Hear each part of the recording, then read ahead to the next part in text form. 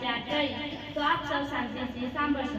ઈસવીસન 1928 મૂર્તિકામ નહેરુની અધ્યક્ષતાના એક સમિતિ બેઠી, તેના ભાગરૂપે નહેરુ રિપોર્ટ બનાવાયો, જે બંધારણ બનાવવાનો પ્રથમ પ્રયાસ હતો। નહેરુ રિપોર્ટને બંધારણ સભાની બ્લુપ્રિન્ટ પણ કહેવામાં આવે છે। ઈસવીસન 1934માં ભારતમાં બંધારણ બનાવવાની સૌપ્રથમ વિચાર નરેન્દ્રનાથ રોય દ્વારા આપવામાં આવ્યો હતો। ઈસવીસન 1935માં ભારતીય રાષ્ટ્રીય કોંગ્રેસ દ્વારા બંધારણ સભાની માંગણી કરવામાં આવી। ભારતની બંધારણ સભાના પ્રમુખ કોણ હતા?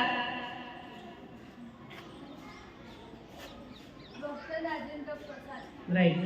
ભારતના કુલ કેટલા રાજ્યોમાં વિધાન પરિષદ અસ્તિત્વમાં છે?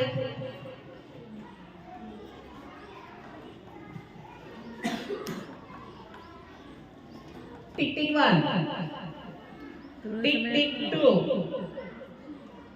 Tick tick 3। ભારતના કુલ કેટલા રાજ્યોમાં વિધાન પરિષદ અસ્તિત્વમાં છે? તો 6 રાજ્યોમાં। 2/10। વિધાનસભાના સભ્ય બનવા માટે કેટલી ઉંમર હોવી જોઈએ? 25 વર્ષ। રાઈટ।